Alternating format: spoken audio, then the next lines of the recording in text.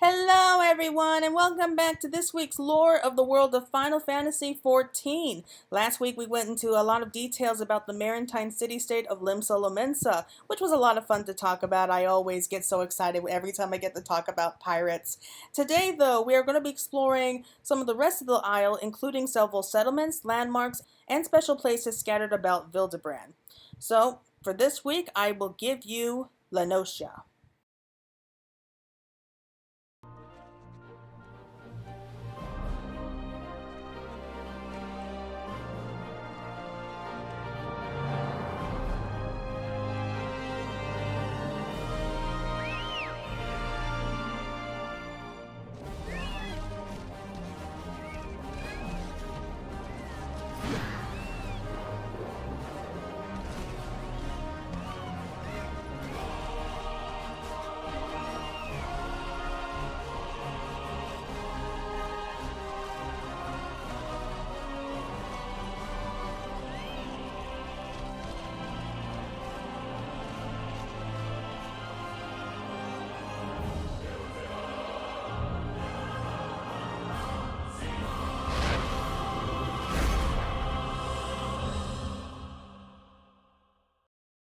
Okay, so big question here. What do we know about Noscea?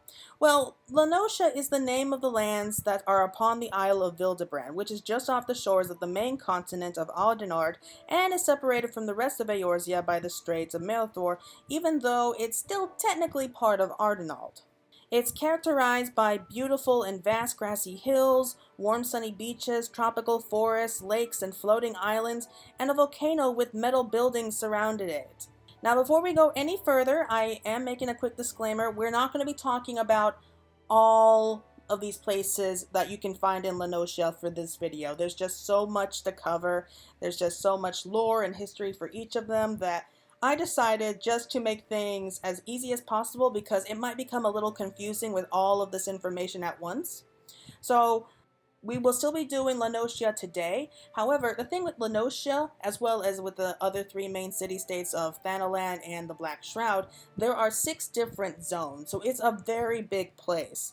So rather than just have it all crammed together into one video, we're just going to be doing sections of each one. So for today, we're just going to be covering the lands of both Middle Noscea and Lower Noscea.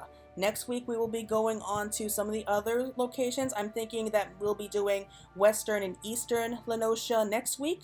And then for the third week, we will be doing the remaining 2 pieces, which is going to be Outer Noscea and Upper Noscea. So yes, this is just going to be a small section of what we're going to be doing since there is so much to do, so much to look forward to, and I do hope you're going to be looking forward to that. So with that all out of the way, let's move on to Noscea. Now, a quick rundown of Limsa. It is the largest city-state on Vylbrand, and it was originally founded, I would say, at least 300 years before the start of the game. And it was founded by pirates, so it started off as kind of like this wild, unlawful haven for other pirates. However, with the threat of the Garlean expansion starting around 50 years before the start of the game, it kind of forced all these pirates to kind of unite and organize to a level closer to that of another city-state of Eorzea, rather than just like this mismatch of piracy. Now, once the current admiral, Mira Blofiswin, took over, she outlawed pirates with a few exceptions to that rule, and as of right now, it can almost pass for a respectable city-state. At least that's what just about anybody in the city could tell you. Due to the pacification of the pirates, however, a lot of new reformed pirate colonies set up by the admiral are distributed by the kobolds of Orgrimmar, while the Calamity forced the Sahagin to emerge from the sea in search of new spawning grounds for their youth in the western reaches of Noscea.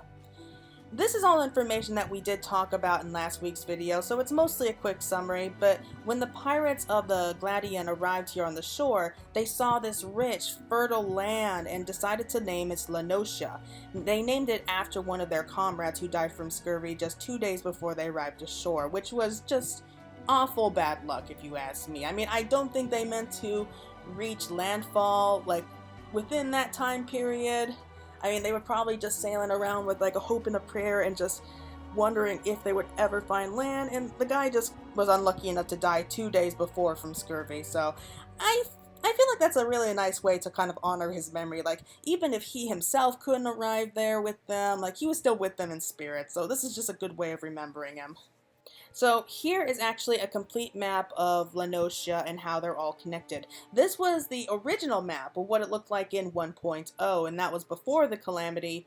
This is what the map looks like now after the Calamity.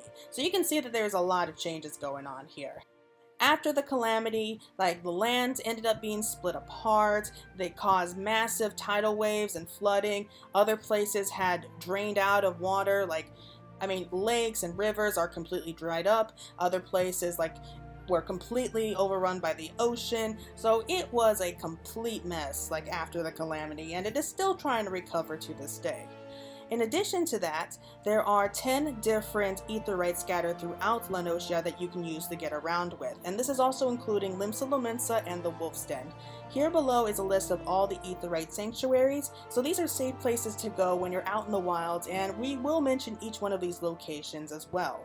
So this here is one of the 3 main city-states that you can start off with, and as such it does involve a lot of story, especially as you move on in the game and you get closer to beings like Titan or Leviathan, both in the main scenario quest line and through different side quests. So there's a fair number of both dungeons and trials scattered throughout, as you can see here, including the very first dungeon that you can ever unlock, which is the Shastata Sea Ground.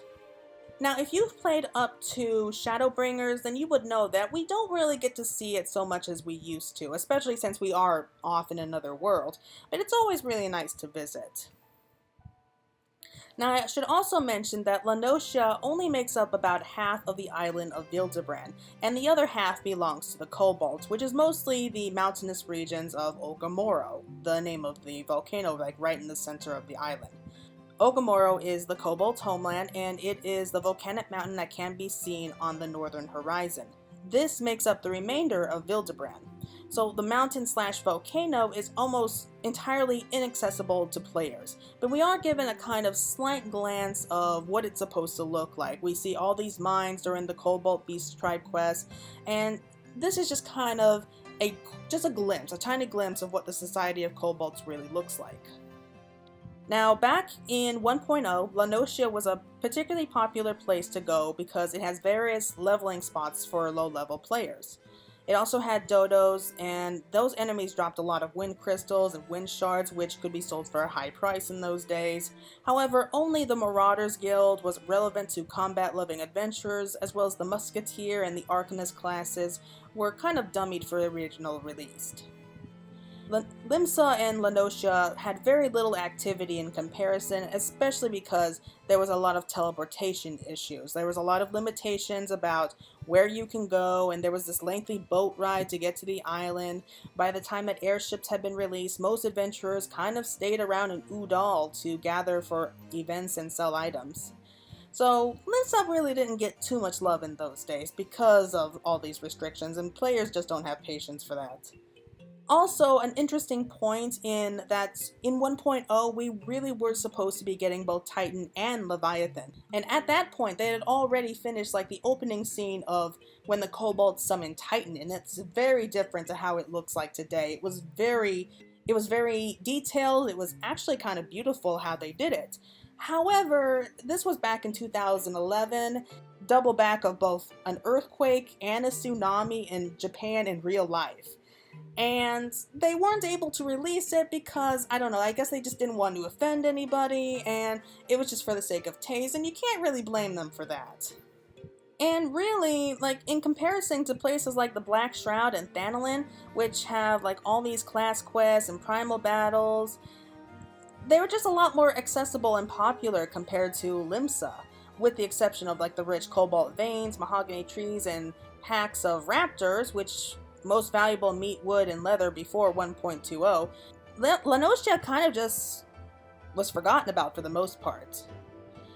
However, once A Realm Reborn came around, like the regions were all redesigned. La Noscea bears the most open world zones in all 6 of these locations, although early concepts suggested Outer La Noscea was originally intended to be part of Upper La Noscea, and well, it's just a lot of confusion there. But thanks to the Arcanists and eventually the Rogue Guilds being added, As well as evenly distributing content, La Noscea is much more popular than it ever was before. In particular, the Eastern La Noscea remains popular for players at the early 30s range level due to the levy quest, the fair distribution of fates for solo leveling, and just because it's a beautiful place to be. Even today, like if a player wants to visit the market board really quickly as well as stay around like the markets in general, and they don't want to go too far from an aetherytes, they go to Limsa because the market is literally right next to the main aetheryte crystal. So it's really easy. Like you can almost always see a lot of players gathering around Limsa. So it is nice that Limsa is getting much more love than it used to in those days. Alright, so first we will start off with Lower La Noscea. Now Lower La Noscea is the white stone cliffed coastline. Lower La Noscea is home to both the Morby Dry Docks, which is the main shipbuilding settlement of Vylbrand, and kind of the seat for Nadwegs and Vermeil's smithing company, as well as the Red Rooster Stead, which is an agricultural settlement housing the Grey Fleet, which is a group of windmills built from the rest of the decommissioned ships. Even though like this is like literally right outside like the main city, there's still a lot of problems here because they still face a lot of cobalt attacks, especially from the northern parts, and the dry docks themselves still suffer a lot of combat from another beast tribe that we don't really hear too much about, but it's the Kukurin, or the Ratmen. As for Middle La Noscea, it's a cliffside plain bordering on the Lominsan city itself. The region is pretty much scarred by the calamity, and it is home to the Summerford Farms, which are populated by newly reformed pirates, as well as the Foremast, which is the new seat of the Yellow Jackets. The region itself is also plagued by numerous grounded pirates that lost their ships to the calamity, or the Garleans, and are kind of preying on caravans which are bringing food to Limsa by land. So that's just like a very brief, basic outline for both of these two main zones that we're going to be doing. So we're going to be talking about Lower La Noscea first.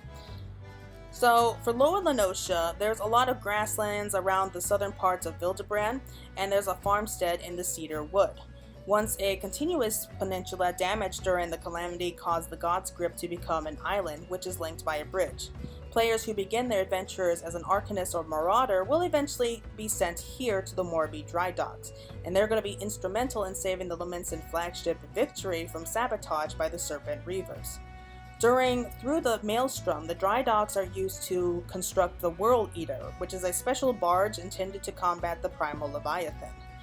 Now, as for some of the major landmarks that we're going to be seeing, we're going to be starting straight off from the Tempest Gate, and we have the Madmen Bridge. The Madmen Bridge is maintained by Nadwegs and Vermeils. Those who venture beyond it, however, are liable to fall prey to kobolds, monsters, and it is said that only a man who has taken leave of his senses would cross the bridge unprepared. Thus the name Madmen Bridge. I love the name, by the way. They were really creative about that. Despite what some might say, I do think that some pirates are capable of coming up with very clever names. The next part we have here is the Eyes. The Eyes is a towering stone outcrop with two hollows cut clean through that appear to watch passers-by with hidden intent. So, yeah, if you really look at it from a distance, it does kind of look like a pair of eyes following you, so always remember, the Yellow Jackets are watching your every move. Next up, we have the Mourning Widow. Though a river once flowed here gracefully over the land to the ocean, the calamity sheared away rock and soil to leave but a stark cliff face. Now the waters cascade downward, falling upon the waves beneath. The locals see this as the tears of those who had lost a loved one during the chaos, and have taken to calling the waterfall the Mourning Widow. Which is really sad if you think about it. Again, clever naming on their part, but it is really sad when you think about how it got that name.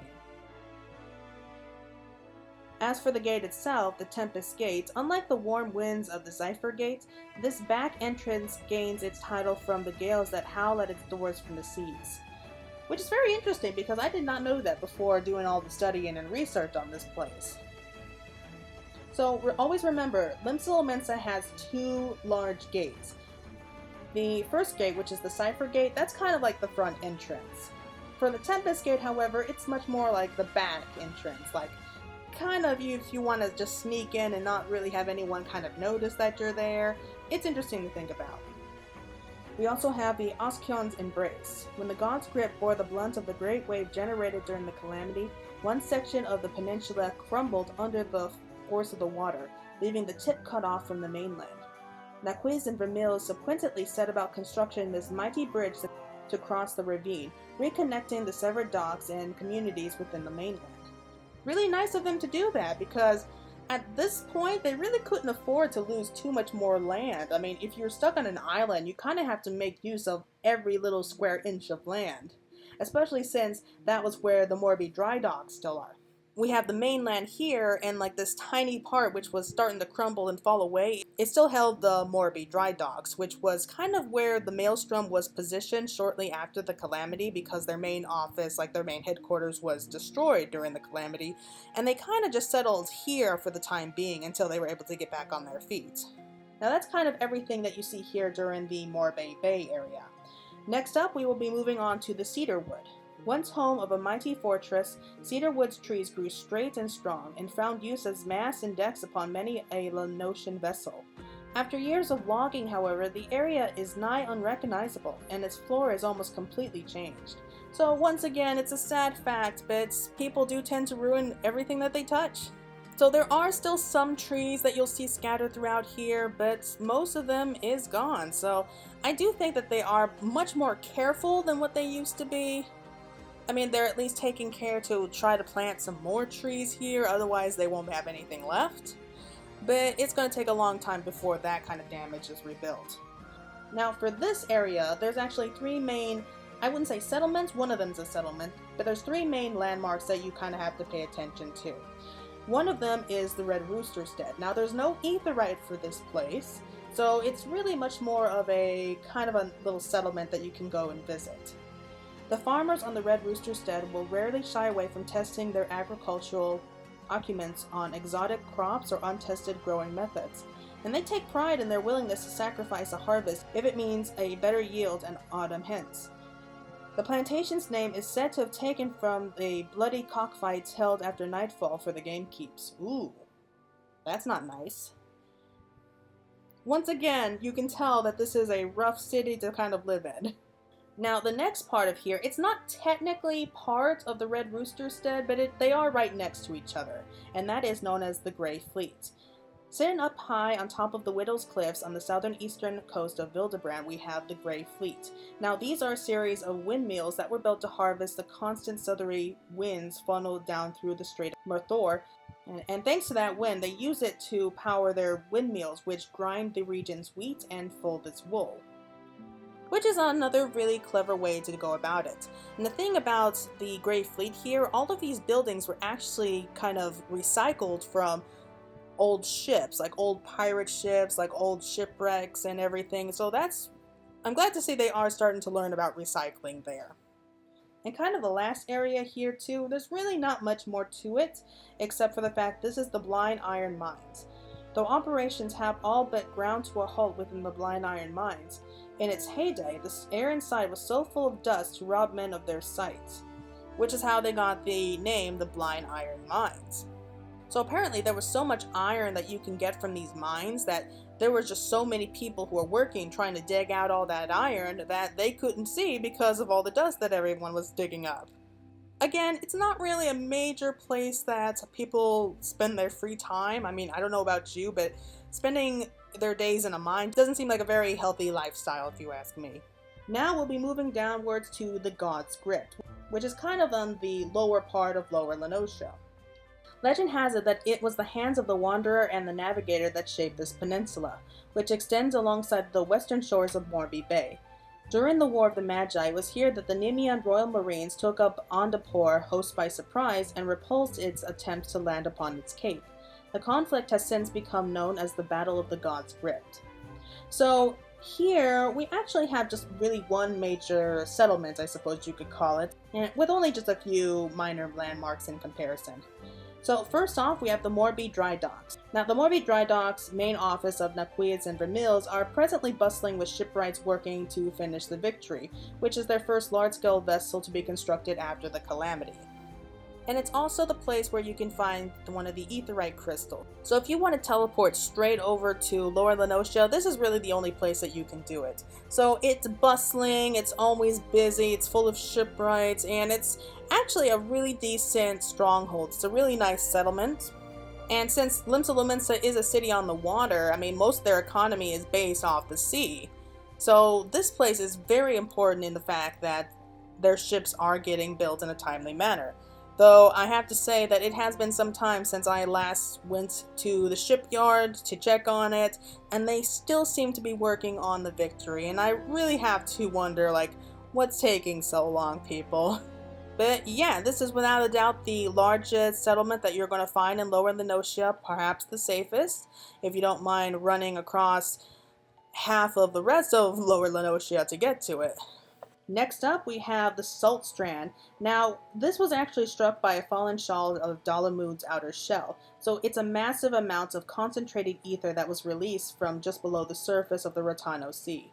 Immediately afterwards, it fused with and crystallized the tower font of salt water, which was expelled during the impact. So you can actually see immediately after it struck, as the wave was rising up, it crystallized, and that's how it got such a unique shape. And strangely enough, the city-state funded exploratory forays into the inner crater, and none have returned alive, which is kind of worrisome. Next up, we have Candlekeep Quay. Now, Candlekeep Quay is not really a settlement, it's more like an outpost. So, originally it was built for the Candlekeep stationed at the Oscon's Torch, and this quarry is also used to unload freight bound for the Morby dry docks. So it's really just a small dock, and you can use it to ferry yourself between here and Western Noscea at Aleport. So if you happen to be in this area and you decide that you have to get to Western Noscea for whatever reason, this is a quick way to go to as well. We also have the Empty Heart, and this is just a small spring that bubbles up on the God's Crypt. The Empty Heart's waters are fresh and pure, and despite the fact that they're surrounded by all this water, the fact that we have a kind of like a freshwater spring is very rare, especially here in Limsa. And also, this is actually a popular place for monsters such as jackals and dodos to come here to quench their thirst, and often get into fights because of it. And finally, we have the Oscon's Torch. And bearing the Wanderer's name, the Oscon's Torch stands on the opposite shore of Morby Bay from Limlane's Ring. Together, the lighthouse alerts passing ships to where the bay's jagged coastline is. So you can actually spot it, like, if you're anywhere here in the God's Crypt, you can actually spot it because it's that tall. I mean, it doesn't look as impressive as some of the other buildings here, but it plays a very important role in making sure that there's no shipwrecks out at sea. Alright, so that's kind of everything that we know so far of Lower Noscea. Quite a lot to take in, I know, but if you're still interested in more information, we still have to talk about the Middle Noscea. Now, Middle Noscea is located directly east of Limsa along the coast of Gladian Bay, and the zone here is bordered by the De Neville and La Thangran checkpoints at both the north and southern ends. And this contained zones leads to both the Eastern Noscea and Lower Noscea respectively. We also have the Three Mom Blend, which also connects a passage to Western Noscea, and the city-state itself is accessible by crossing the Zifrin Gate. So this is where the main gate to get into the city is if you don't want to come by boat, which I don't see how any other reason you would want to get there. Now, if you're looking at this at more of a geographic view, Middle Noscea is actually divided by 3 separate rivers. We have the Rogue River, the Ageless River, and the Nim River. Though originally the landscape was relatively flat, so the calamity caused the formation of a sheer cliff alongside the southern bank of the Nymph River, calling the descent. Now, several ramps have since been installed for transportation reasons, and they have what's known as the skylift to employ balloon crafts for transporting cargo across the cliff wall. So you can imagine just how annoying it must have been for them when they realized, like, the land is split into 2. Like, before it was like one solid, flat land. And after the calamity, when they're trying to pick themselves up and try to get supplies in, they try to do rebuilding, only to realize that now we have 2 lands instead of 1, and they're separated by a cliff. So what can you do? Now, this area is actually separated into, I guess you can say, 3 different sections, kind of like with Lower Noscea. We have the Zifron Thrift, and it's mostly grassland, which begins just past the Zifron Gate, and it kind of gains its title from the same westerly breeze as the Ingress.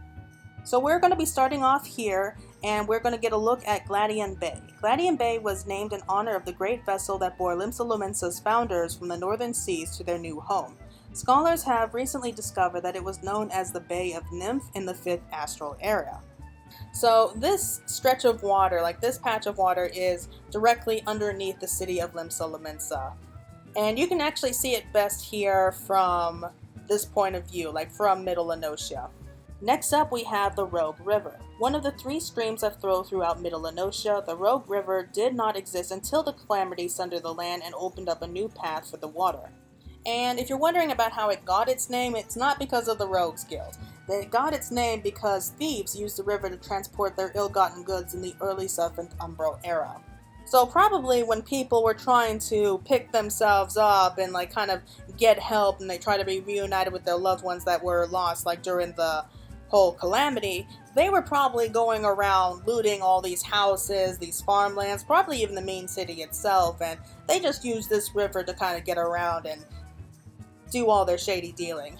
It is times like this, like during a calamity like that, that it brings out the best in some, the worst in others, and for anyone remaining, it probably brings out their creativity. And lastly, we have the Lanthangran checkpoint. The Maelstrom set up this checkpoint to keep watch over the Lanthangran East Road that cuts through Middle Noscea, probably for thieves and everything and whatnot. The Grand Company has since entrusted the post to the Yellowjackets, as the area rarely sees kobolds' encroachment. So, the Maelstrom, like their biggest concerns right now are both the Sahagin and the kobolds, and so they can't be wasting their time fighting just common thieves. And since that gate sees very few kobolds, I guess they felt that the Yellowjackets were more than capable of handling it. And apart from some robberies, apart from some like lowlife trying to escape, I really don't see that as seeing too much action. So if you're just starting off as a Yellowjacket, it's probably a good place where you can start. The southern region of Middle Noscea. For the middle part, we have it cut up into Summerford. When the calamity carved rifts in the land surface, water rushed up to fill them from subterranean veins flowing forth from the mountains of Volcamoro. So because of all of that, and like the creation of these 2 new rivers, it actually created much more fertile farmland where produce can grow. Summerford is also known as the former home of Camp Bearded Rock, and the Yellowjacket outpost that was purged from Noscea, rock and all, when Bahamut unleashed his flames upon the area. So Camp Bearded Rock is gone. So there's really not much left of it. I don't think there's any trace of Camp Bearded Rock anymore. So after the rivers appeared and they started turning this into such fertile land, there was really no point for the Yellowjackets to stay here when they could be turning that into farmland for the city. So the Yellowjackets did eventually end up moving, but they're no longer in Summerford, but I will get on to where they are located in just a moment. But let's head off to Sea Song Grotto. I am the waves that bear, I am the winds that guide, I am the evening stars, I am the morning sky, I am born of the sea, and there shall I die. So the Sea Song Grotto is nestled between like the shallow cavern situated in the southern part of the Summerford Farms, and it sits upon an ancient monolith which has the sailor's requiem carved right into the stone. So again, I think I mentioned this in my last video of Limsa. The people here in the city-state, they are not overly religious. They believe and they honor Lim Lane, the navigator, who is the goddess of the sea and goddess of navigation, but they don't have temples like devoted to her. They don't have like an entire clergy that devotes themselves to her name. I mean, if you really want to go to a place that does that, I would say head off to Ishgard. That is easily probably the city-state of the most worship for one single deity. But this place does seem to be kind of a place of worship for Lim Lane, or more like a tribute to her. A place where you can actually go and find comfort for people who you may have lost, like especially during the calamity, or someone you lost at sea. And this is kind of a, almost, I wouldn't say a sanctuary because it's since been taken over by these glowing blobs here. But I do think that this was once a place of, not a house of worship, but more like a place of worship that you can come here and pray and reflect. And for those of you who first start off in the city-state of Limsa Lominsa, this is actually where you earned your first Crystal of Light as well after fighting against Jagubu. Next up we have the Ageless River, and it's not spelled like how it sounds. But it's flowing from the direction of the Ageless Wise, and this river is the second of those created by the Calamity, like that was mentioned before. So just like its twin, the Rogue River, this was created because of the Calamity. And finally, we have the Cook Pot, and this is actually a patch of land that's encircled by a very strange wall of stone. The locals call it the Cook Pot and worry over what troubles stew inside. And you can't really blame them, because if you actually look inside, you can actually see that it's full of aurochs. Great big lumbering beasts, and probably not the safest place to go, because especially if you're a lower level player, they do attack if you get too close. Now, finally, we will be mentioning the Three Mom Blend, which is actually located in the northern region, and it's right down the cliffside here. So this curved section of land, some 3 moms long, this area straddles the rift known as the Descent. Its lowest point stirs, but barely above the level of the seas.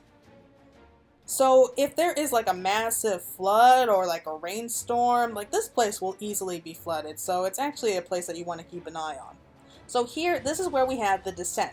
A deep scar left by the Calamity, its mighty rift swallowed the Nim River and the land it once flowed through, and with it countless lives. Thus the Descent was given its ominous sounding name, so that no more would stumble over the precipice to be dashed upon the rocks below. Again, clever names, but man, they're so depressing. Now, we're getting back to the Skylift. We mentioned it before, but all of Middle Noscea was once one solid expanse of flat, rocky meadows. Middle Noscea is now severed by the sheer rock known as the Descent. So the Descent is actually this cliff face here, so you have to be careful around that area. But the Skylift is actually relatively new.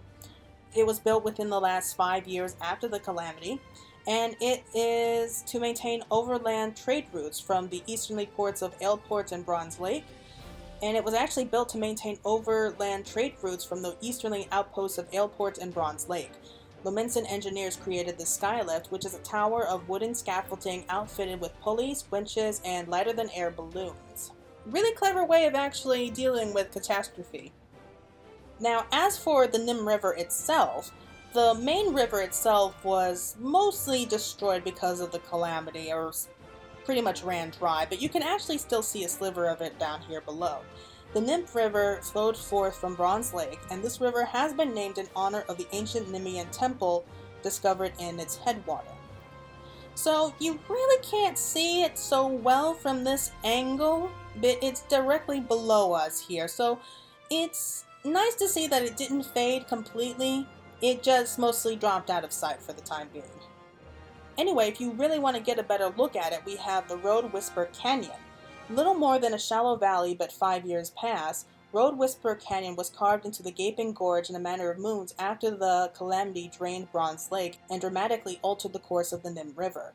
On hot days, laborers from both Summerford Farms and the Skylift will offtake the respite in the cool mist of the falls, if they're not met by bandits. So if you're really hot and you just need a place to cool off, you could just head right down there and enjoy the waterfalls. Assuming that you aren't dumb enough to go there alone and risk running into pirates or bandits that are lurking in there. Probably best to avoid that area altogether if you ask me. Next up we have the Foremast, and if you're wondering where the Yellow Jackets moved after Camp Bearded Rock was destroyed, this is where they are now. This here is the Foremast. The newest Yellow Jacket watchtower, the Foremast, leads to the capital proper. Though no adventurer is permitted entry this way, like the mizzenmast, its name harkens back to the nautical and indicates not only the mast standing near it is a ship's bow, but Limsa Lominsa's resolve to lead the fight. So this is actually where the Yellow Jackets' main headquarters is. So if you ever want to join the Yellow Jackets, this is where you come to. And that's kind of where you sign up, you go through all of your training. We do see like a brand new batch of Yellow Jackets all lining up and preparing to fight the good fight.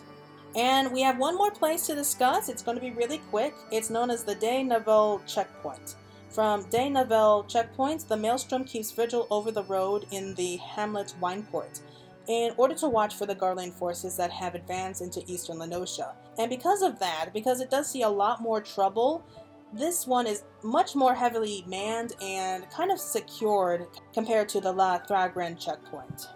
Alright everyone, so that's all that we know so far, both Middle and Lower La Noscea. What do you all think? Did you enjoy this talk? I know that some people are probably wanting to know more about the other locations, and I'm sorry about it, but it takes a lot of talking to cover all of this information, and if I try to do them all together at once, we're talking like at least a 2-hour video. So we're going to be cutting this up into much smaller pieces. I hope that you're all very understanding and that you accept that. It would mean a lot if you do.